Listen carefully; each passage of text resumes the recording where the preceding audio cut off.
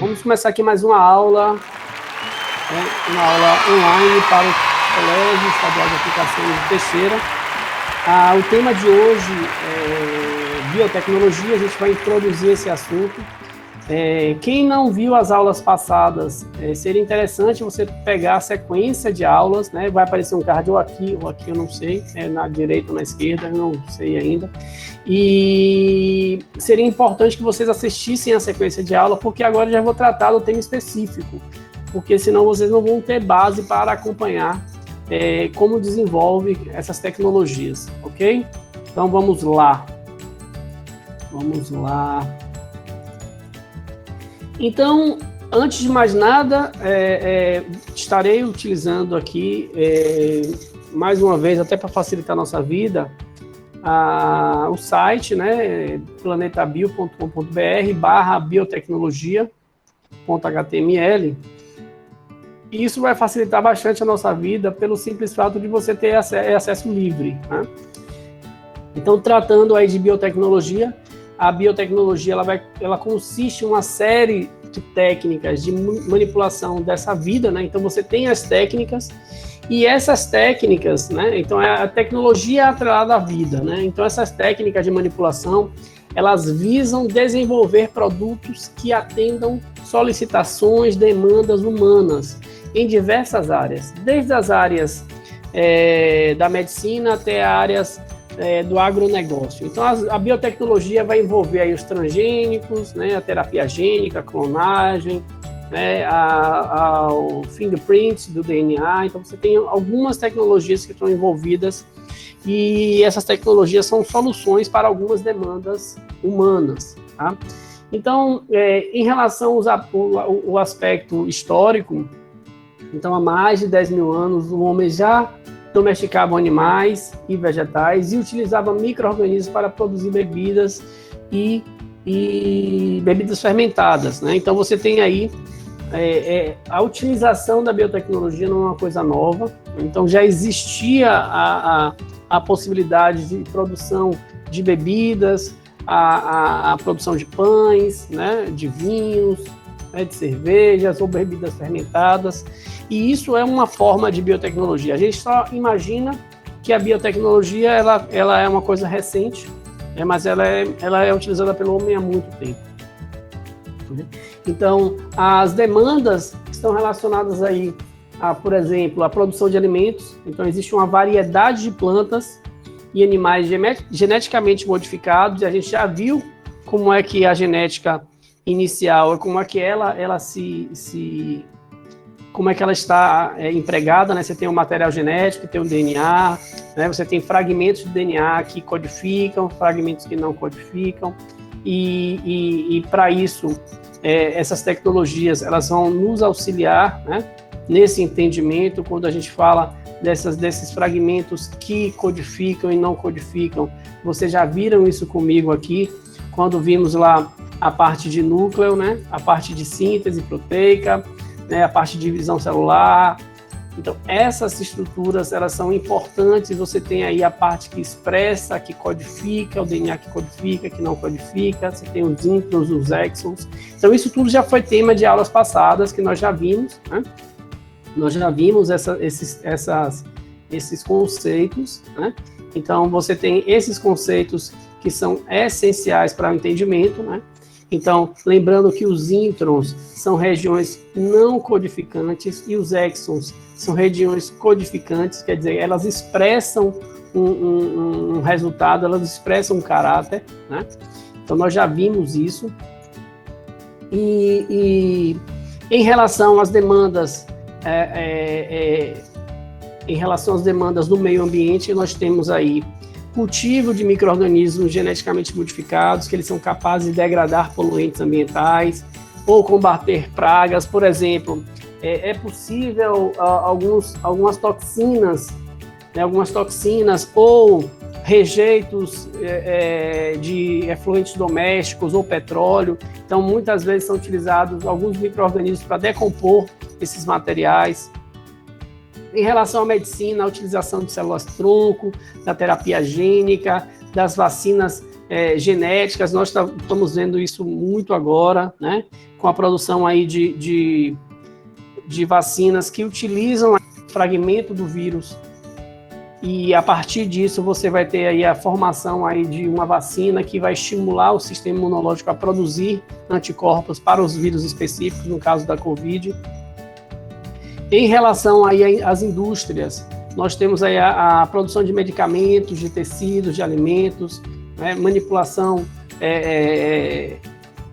da vida em si, né, porque você vai ter aí a própria... Mas a gente fica com muito medo ainda, muito receio de algumas dessas tecnologias que são utilizadas, precisa de muito teste, e envolve também, a biotecnologia envolve também algumas demandas relacionadas à bioética. Qual o limite, né, quais as implicações na manipulação da vida? Existe um filme, né, chamado Gattaca, né, que ele fala um pouco sobre isso. É um filme que fala, é muito mais ligado à parte genética, né, e é um filme que fala um pouco sobre essa relação da biotecnologia, dessas informações da bioética. Temos aí também relacionada ao setor jurídico, né? Então, aí você tem aí um programa que tinha na década passada, né, que falavam, ou na década retrasada, né, falavam muito sobre esse teste de paternidade, né, identificação criminal também. Era muito mais saber quem era pai, quem não era, o teste do DNA, né, que era feito. Você tem essa relação da identificação criminal também, né, a partir de tecnologias ligadas aí a substâncias que são produzidas ou deixadas no local do crime, e as técnicas forenses, né? Então você tem o DNA para identificação de corpos, você tem o DNA para identificação de paternidade, né, de grau de parentesco, né, inclusive em relação à herança. Então você tem vários momentos que isso pode ser utilizado, né, em vários setores da vida. Alguém falou alguma coisa aqui? Alguém levantou? Fala, André. Eu não sei se isso é muito relevante, mas eu também já vi de identificação como é que eu falo? Dos antepassados, tipo, sim. Há mais de séculos atrás. Sim. Tem empresas hoje, André, tem empresas hoje que elas fazem uma investigação a partir de um banco de dados, e essa investigação ela busca uma análise ancestral, né? Uma análise ancestral, quem eram seus ancestrais, a partir das informações que tem na sua molécula de DNA. Então você tem fragmentos ali que são conhecidos, e esses fragmentos eles têm uma sequência e um entendimento dessas sequências que são de áreas e de regiões do planeta, né? Então você tem fragmentos que são conhecidos europeus, asiáticos, do continente africano, do continente europeu e assim por diante, inclusive de áreas específicas, né? Essas demandas aí são entendidas. Algumas pessoas têm a título de curiosidade, e outras até para confirmar o grau de parentesco e possivelmente uma possível ancestralidade em relação à nacionalidade de um país, né? Eu quero ter acesso porque meu tio, meu bisavô foi, e aí essa demanda é sugerida a partir de análises ancestrais, ok? Vamos lá. Então, o primeiro que veremos aqui, o primeiro ponto que veremos, essa foi somente uma introdução, vão ser os transgênicos, né? Então, os transgênicos que vai abrir aqui agora. Os transgênicos, então, essa tecnologia que vai formar o transgênico é a tecnologia do DNA recombinante, né? A tecnologia do DNA recombinante. Então, em 1973, os cientistas, né, Stanley Cowley e Herbert Bolle, eles conseguiram transferir o gene de uma rã do gênero Xenops, né, para uma bactéria Escherichia coli.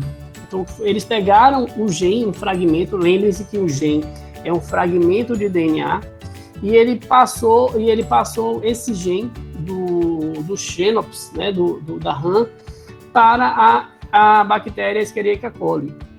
E a partir desse, como tinha a informação específica, que era o que eles queriam, né? Então, ele tinha uma necessidade específica, a bactéria ela passou a sintetizar uma proteína específica da rã. Então, você está utilizando o material genético da rã, quer dizer, um fragmento do material genético da rã, um gene, você vai introduzir esse fragmento numa bactéria, e isso vai fazer com que esse fragmento agora, a bactéria, ela passe a produzir a proteína que a rã produziria. Essa técnica de transferência de um organismo, de um gene de um organismo para o outro, a gente chama de tecnologia do DNA recombinante. E nesse caso, a bactéria geneticamente modificada passou a ser chamada de bactéria transgênica. Por que transgênica? Porque ela tem um fragmento de DNA de um outro organismo para produzir uma substância de interesse, certo? Então, os organismos transgênicos, ou chamados de organismos geneticamente modificados, ou OGMs, são aqueles que apresentam em seu genoma, né, genes de outra espécie, tá? Genes de outra espécie. Alguém levantou a mão aí, vamos lá ver quem foi. Não, vou escrever no chat. Eu vi. Ah, tá, valeu, Thiago. Eu estou tentando fazer as lives agora aqui pelo YouTube mesmo. Você percebeu que tinha levantado a mão também, professor? Diga. Você tinha, eu não sei se tem muito a ver com ela, mas você falou sobre informação genética. Eu lembrei sobre a clonagem da ovelha Dolly. Sim, a gente vai chegar lá no final. Vamos chegar nela. Tem a ver, sim. Então, para que haja essa tecnologia, então, o homem não simplesmente quis fazer isso de uma hora para outra. Isso aí demanda muito investimento, muita tecnologia, muita tecnologia humana, né? Muito raciocínio, muito conhecimento, muito desenvolvimento de tecnologia. E para que você faça esse processo, né, de retirada, de transferência, não retirada, transferência do material genético, do gene de um organismo para o outro, né, para que seja feita aí a produção de uma proteína específica, que foi no caso aí da transferência do gene, do Xenops para Escherichia coli, a gente precisa de algumas enzimas especiais. Essas enzimas são as ferramentas, né, são as ferramentas básicas utilizadas nessa tecnologia de DNA recombinante. Então, são chamadas aí endonucleases. Ocease, gente, é enzima, tá? Endonucleases de restrição. Então, essas endonucleases, elas são enzimas extraídas de bactérias, e essas enzimas são capazes de cortar o DNA em regiões específicas. Então, essas endonucleases, como é que eu sei, professor, que seria aquele fragmento de DNA, aquele gene que vai produzir a proteína que eu quero? Então, existe um estudo prévio, né? E aí, assim que identificam aquela região, aquela sequência, ou aquelas sequências de nucleotídeos, vocês vão ver aí que eles vão usar uma tecnologia a partir de endonucleases de restrição, e essas endonucleases, essas enzimas, elas reconhecem a sequência base palindômica, que é a sequência que é igual em ambas as fitas, né? E aí depois eles reúnem, né? Então elas utilizam outra enzima que é a ligase. Então você tem duas enzimas aqui, as endonucleases de restrição e as ligases, que vão unir esses fragmentos de DNA em regiões específicas. Então você tem uma que corta, né? Que extrai, que corta, e você tem outra que cola, né? Corta e cola. Certo? Então você tem aí duas enzimas, que são enzimas que vão possibilitar essa transferência de genes a partir de um organismo para o outro. Então vamos ver aqui como é que funciona mais ou menos, né? Mais ou menos. Então você tem aí a técnica do DNA recombinante. Então você tem uma empresa que está sendo citada aqui, né? Genetic Engineering Technology. Então você anunciou a produção da insulina humana a partir de uma bactéria transgênica. Isso é importante, né? A insulina é utilizada por pessoas que têm diabetes, né? Que não produzem ou produzem uma insulina que não tem uma eficiência no corpo. E você tem a possibilidade de ter uma produção disso a partir de bactérias, né? a partir dessa tecnologia de DNA recombinante é muito positivo para o ser humano, né? Então, essa insulina produzida, ela é feita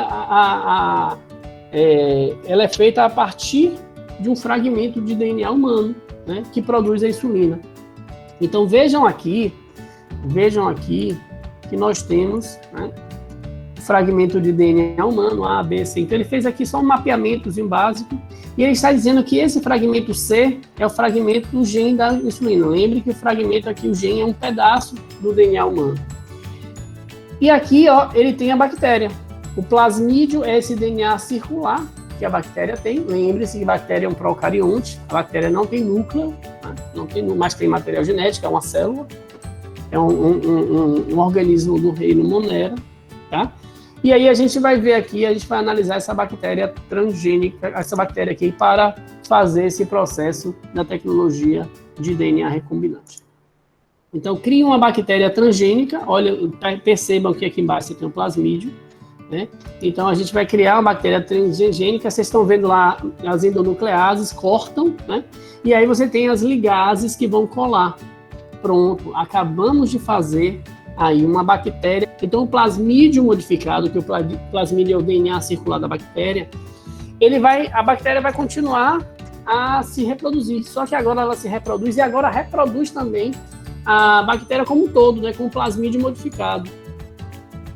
E essa bactéria, ela vai produzir muitas bactérias. A gente sabe que a reprodução da bactéria se dá por bipartição também, né, de forma assexuada, e ele vai produzir essa bactéria que agora é uma bactéria transgênica. Só que essa bactéria, como ela tem lá um fragmento de DNA, aquele fragmento C que vocês viram, aquele fragmento vai passar a produzir a insulina. E essa insulina é de interesse humano, tá? Então, veremos aqui. Então, você tem o gene humano, que é o pedaço, né, do DNA. Você tem o gene humano, que é o pedaço do DNA. Você vai fazer a transcrição, e olha lá que eu falei que era importante que nós pegássemos as aulas anteriores para que a gente identifique os conteúdos já vistos.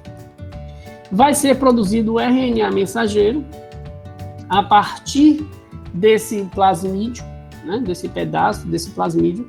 E aí você vai ter aí ribossomos bacterianos traduzindo aquele fragmento e produzindo aí o hormônio de interesse, que é um hormônio proteico, que é a insulina humana. Então veja o que a tecnologia, a gente está aprofundando um pouquinho, o que é que essa biotecnologia ela possibilita. Eu vou apagar aqui para que vocês vejam de novo o processo. Então, aí mostrando as endonucleases de restrição, e elas identificam o local certinho. Aí vocês estão vendo a ligase, tá? Então, você tem a endonuclease, ela funcionando de duas formas de restrição. Para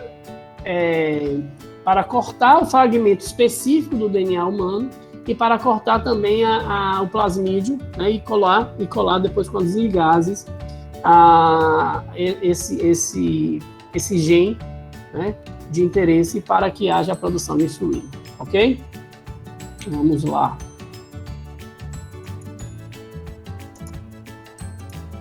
Então aí um outro exemplo, né, umas cabras transgênicas, né, produtoras de leite com teia de aranha. Então aí você tem uma outra empresa, então você tem no mundo todo alguns exemplos da utilização dessa biotecnologia. Então ele vai inserir o gene de aranha no ovo aí é já uma outra técnica, né? No ovo, no núcleo, né? No núcleo de uma célula adulta de cabra. Posteriormente, esse núcleo ele vai ser introduzido no óvulo anucleado, quer dizer, um óvulo da cabra que foi retirado do núcleo. O clone transgênico vai passar a obter, esse clone que vai ser produzido, ele vai passar a secretar no leite proteínas necessárias para a formação da teia de aranha. Essa proteína poderia ser utilizada na confecção de vestimentas e tecidos, porque a elasticidade é de cerca de 33% superior e com sua massa menor. Gente, existem experimentos que falam sobre teia de aranha, e a teia de aranha, proporcionalmente, ela é muito mais resistente do que alguns cabos de aço. Tá? Então, foi por isso que eles fizeram experimentos com o interesse de ter um tipo de tecido mais resistente. Então, esse experimento com a cabra se dá nesse sentido. Então, vamos ver aqui como é feito. Ó, você tem a cabra doadora dos óvulos, do lado esquerdo, e a cabra doadora da célula somática, a célula do corpo. Então, aqui vai ser o óvulo, a célula do corpo, onde vai ser... E aqui você vai criar. Então, você tem a célula transgênica. Você tira aí a célula doadora do óvulo anucleado, e aqui a célula do corpo, e aí você tem o fragmento do DNA que vai ser injetado no núcleo, e esse aí vai ser unido com o óvulo.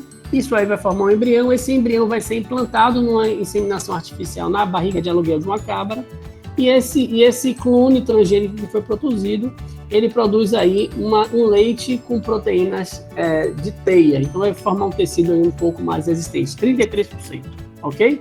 Vou repetir mais uma vez aqui.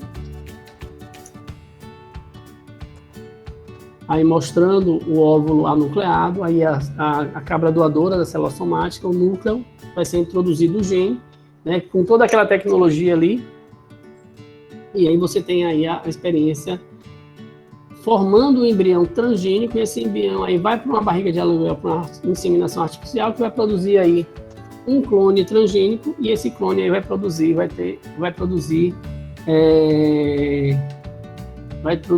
a estrutura com o leite com proteínas da teia.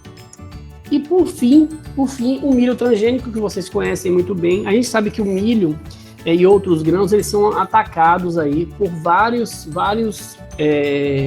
organismos, desde fungos a insetos. Então, é uma variedade do milho. O milho transgênico é uma variedade do milho modificada geneticamente, capaz de produzir uma toxina que vai proteger essa planta contra ataque de insetos, especialmente da mariposa. Então, ele vai receber o gene, o milho vai receber o gene de um bacilo, uma bactéria, né? E ele vai expressar o resultado vai expressar uma toxina, né? E essa toxina, ela é capaz de perfurar o tubo digestório da lagarta, que atacam as folhas do milho, então vai matar a lagarta. Então, a gente vai criar um milho transgênico aqui, da mesma forma, aqui é uma bactéria, né? Essa bactéria, você vai inserir na bactéria aí, né, o gene, né? Então você vai extrair o plasmídio, você vai pegar as endonucleases de restrição, você vai tirar a substância de interesse, né, o fragmento de interesse que vai produzir exatamente essa proteína, e aí você tem aí essas microesferas de ouro, elas vão ser lançadas sobre o milho. E aí você vai cultivar essas plantas, e essas plantas aí elas vão passar a produzir essa substância que vai matar a lagarta. Tá? Então aí é uma forma, por isso...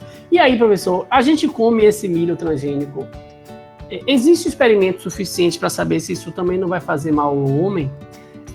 A curto prazo existe sim, mas a gente não tem tantos dados a longo prazo. Isso é muito discutido ainda no meio científico, ok? É muito discutido no meio científico, que a gente precisa ter esse entendimento exatamente por conta, né, do próprio receio, né, do futuro próximo, o que poderia acontecer. Beleza? Beleza.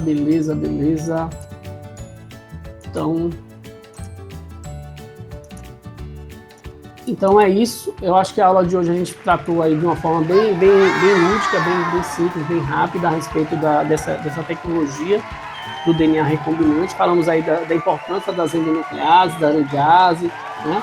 De como é feito o corte. Então você tem uma proteína de interesse, essa proteína de interesse ela vai ser produzida a partir de um organismo. Então você usa-se normalmente algumas bactérias, mas existem outras formas de produzir, tá? E a partir disso aí vocês vão aprofundar o conhecimento de vocês. Então, valeu, até a próxima, galera. Um abraço.